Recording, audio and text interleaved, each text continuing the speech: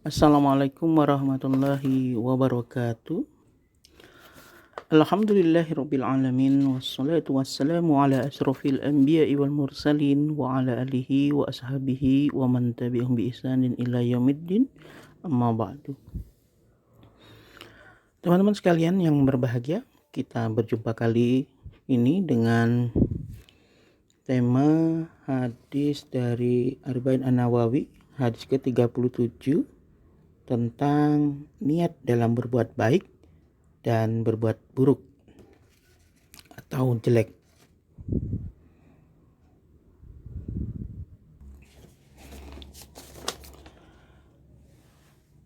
Di dalam hadisnya berbunyi, An Ibni Abbasin radhiyallahu anhuma anin Nabi sallallahu alaihi wasallam fima yarwi an rabbih tabaraka wa ta'ala qala innallaha katabal hasanati was sayyiati thumma bayyana dhalik faman hamma bihasanatin falam ya'malha katabahallahu indahu hasanatan kamilatan wa in hamma biha fa'amilaha katabahallahu indahu asyra hasanatin ila sab'i mi'ati di'fin ila ad'afin katsiratin wa in hamma bisayyi'atin falam ya'malha katabahallahu indahu hasanatan kamilatan wa in hamma biha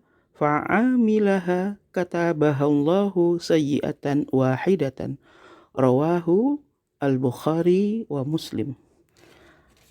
Dari Ibnu Abbas radhiyallahu anhuma, dari Rasulullah sallallahu alaihi wasallam, beliau bersabda, dari Rabbnya tabaraka wa ta'ala, Rasulullah bersabda, sesungguhnya Allah menulis kebaikan-kebaikan dan keburukan-keburukan, kemudian menjelaskannya. Barang siapa yang berniat melakukan kebaikan lalu tidak mengerjakannya, maka Allah menulis itu di sisinya sebagai satu kebaikan yang sempurna. Dan jika ia berniat mengerjakan kebaikan lalu mengerjakannya, maka Allah menulis itu di sisinya sebagai 10 kebaikan hingga 700 lipat, hingga berlipat yang banyak. Jika dia berniat melakukannya atau melakukan keburukan lalu tidak jadi mengerjakannya, maka Allah menulis itu di sisinya sebagai satu kebaikan yang sempurna. Dan jika ia berniat melakukan keburukan lalu mengerjakannya, maka Allah menulis itu sebagai satu keburukan. Hadis riwayat Bukhari nomor 6491 dan Muslim nomor 131 di kitab Sahih keduanya dengan lafaz yang sama. Baik, yang pertama kita melihat dulu makna hamma. Makna hamma, lafaz hamma itu artinya berniat atau tekad. Yang dimaksud dengan hamma adalah bertekad untuk mengerjakan. Akan tetapi datang kemalasan, lantas ia tidak melakukan. Seperti ini dicatat sebagai kebaikan yang sempurna. Itu definisi hamma. Baik, teman-teman sekalian yang berbahagia, kalau kita lihat hadis ini, maka kita akan mendapatkan sebuah pelajaran yang sungguh luar biasa dari hadis ini, ya. Yang pertama, orang yang mempunyai hamma tadi dalam kebaikan, lantas ia tidak melakukan, maka orang yang seperti Anda ada beberapa bentuk. Yang pertama, melakukan sebab namun tidak mendapatinya. Orang seperti ini mendapatkan kebaikan yang sempurna. Dan yang kedua, sudah punya hamma dan azam, namun ditinggalkan karena ada kebaikan yang lebih afdol. Orang seperti ini akan mendapatkan pahala kebaikan yang lebih tinggi. Sedangkan untuk amalan yang ditinggalkan yang lebih rendah, dicatat mendapatkan pahala dari hamma. Ya.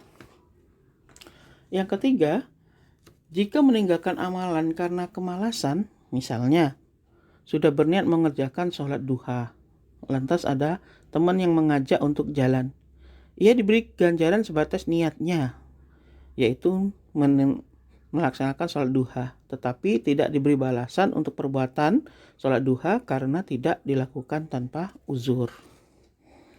Kemudian orang yang punya hamma dalam kejelekan itu ada berapa bentuk ya. Yang pertama, berkeinginan melakukan kejelekan. Ia sudah bertekad dalam hati, bukan sekadar membicarakan dalam hati untuk melakukan kejahatan itu atau kejelekan itu. Kemudian dia menariknya. Dia meninggalkan kejelekan tersebut karena Allah. Orang ini mendapatkan ganjaran.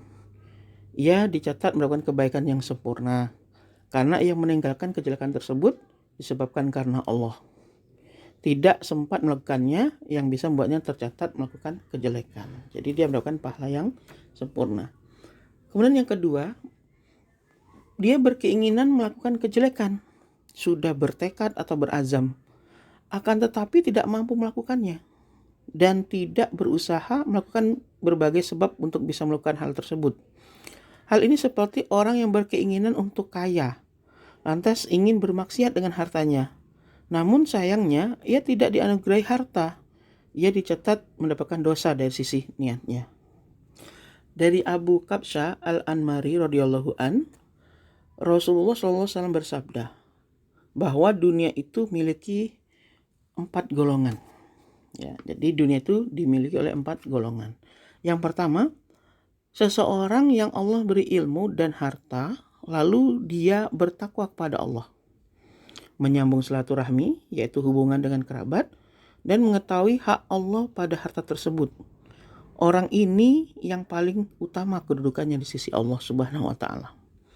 Yang kedua, orang yang diberi oleh Allah ilmu tetapi tidak diberi harta, lalu dia berkata, andai aku punya harta, aku akan melakukan seperti amalan si fulan. Karena niat baiknya itu, dia dan orang pertama atau yang dia disebutkan tadi memiliki sama pahalanya.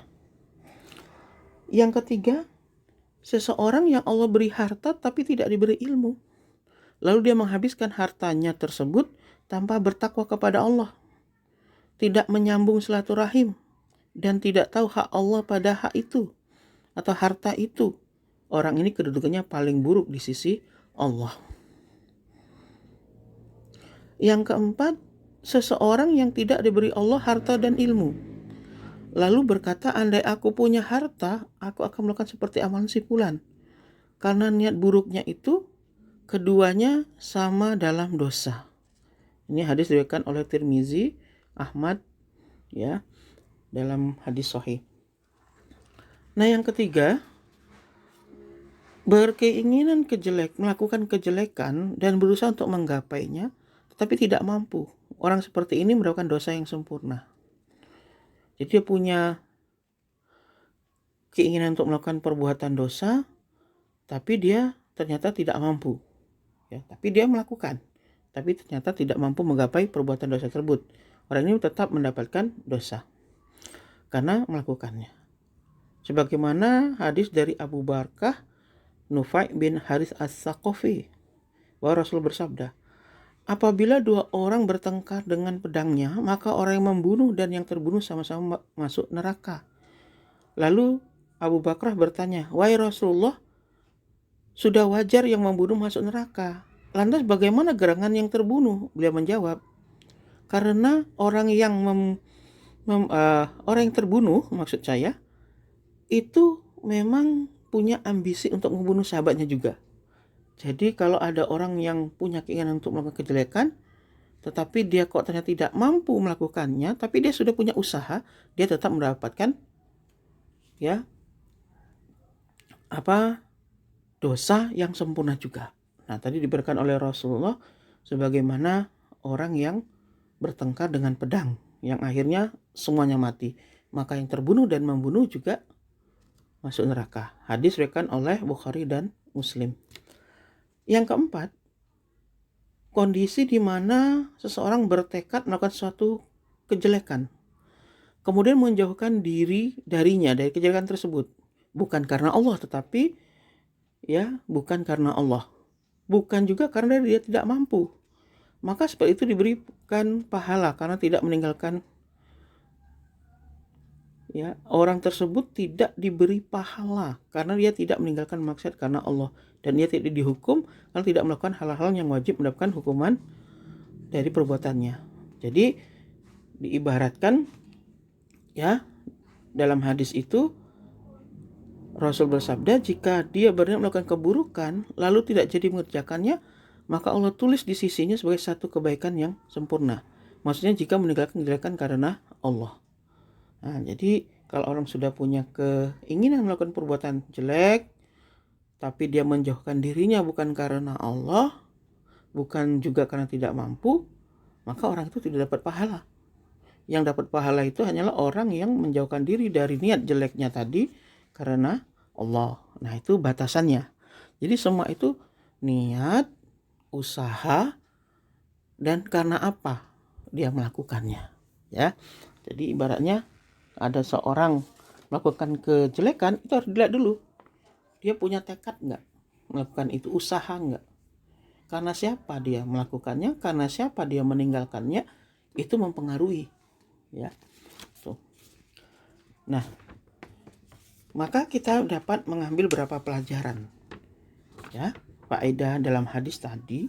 Yang pertama, bahwa kebaikan itu terdapat 4 tingkatan.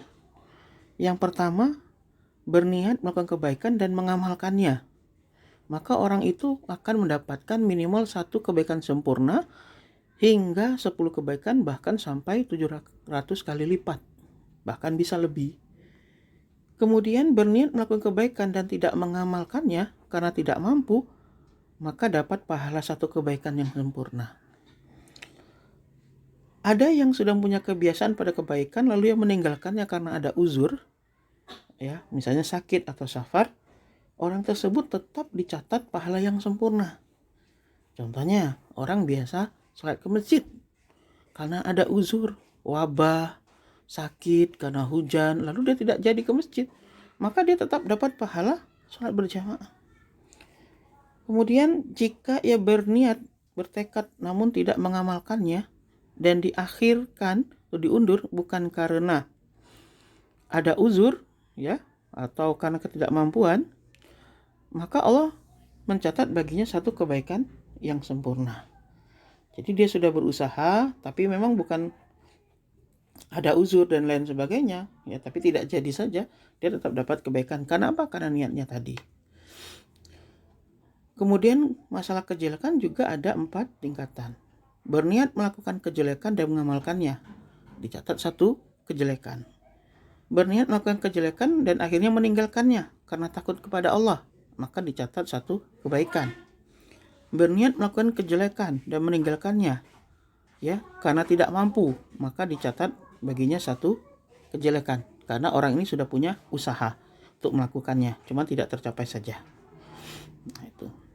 Berniat melakukan kejelekan dan meninggalkannya bukan karena takut kepada Allah, bukan karena tidak mampu, maka dia tidak dicatat baginya apapun, baik kejelekan maupun kebaikan. Itu seperti itu. Nah, kemudian perlu kita ketahui, berlipat-lipat pahalanya kebaikan, asalnya kebaikan dibalas dengan minimal 10 kebaikan yang semisalnya. Pahala tadi juga berlipat sampai 700 kali lipat hingga berlipat-lipat lebih dari itu. Pahala itu bisa berlipat dikarenakan sebab. Yang pertama karena waktu, yang kedua karena tempat, yang ketiga jenis amalan, wajib atau sunnah, kemudian pelaku amal tersebut sendiri. Jadi apakah perbuatannya itu dilakukan rutin, karena tempatnya, jenis amalannya itu bisa dilakukan terus-menerus atau tidak, terus pelakunya itu melakukan terus atau tidak, misalnya dicontoh atau tidak. Nah, itu akan berakibat kepada perlipat gandaan pahala. Kemudian makna kata kejelekan di sini, keburukan dalam hadis ini, itu adalah dosa besar dan dosa kecil. Jadi bukan hanya dosa kecil, atau dosa besar, tapi kedua-duanya, dosa besar maupun dosa kecil. Kemudian kejelekan dibalas satu kejelekan. Ya, Ishaq bin Mansur mengatakan bahwa ia berkata kepada Imam Ahmad, manakah hadis yang menyebutkan kejelekan dicatat dengan dibalas lebih dari satu? Imam Ahmad menjawab, tidak ada. Yang pernah kami dengar hanyalah di Mekah karena keagungan negeri Mekah. Dalam kitab Jami'ul Ulum wal Ahkam, juz 2 halaman 318. Jadi ketika orang melakukan kejelekan itu hanya dibalas satu, tidak lebih. Ini sebuah anugerah dari Allah Subhanahu wa taala. Tetapi kalau kita melakukan sebuah kebaikan, itu bisa berlipat ganda sampai 700 kali lipat. Jadi teman-teman sekalian yang berbahagia, mari jangan malas untuk berniat berbuat baik. Dan tentunya ada nilai usahanya. Sehingga kalau kita tidak jadi melakukan kebaikan tersebut, ya kita tetap mendapatkan pahalanya. Seperti teman-teman misalnya di Persada belajar.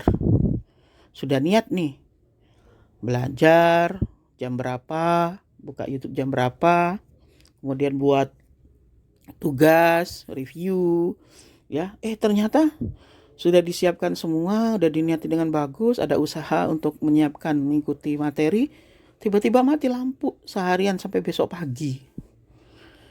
Nah itu, ketika teman-teman tidak bisa melakukan itu, niat mendengarkan kajian tadi, teman-teman sudah dapat nilai pahala kebaikannya.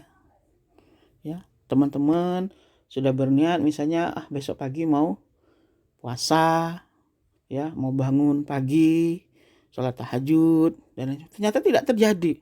Padahal teman-teman sudah nyiapin alarm, terus bablas, ya. Itu tetap dihitung pahala karena sudah punya niat dan usaha, ya, maka pahalanya bisa berlipat.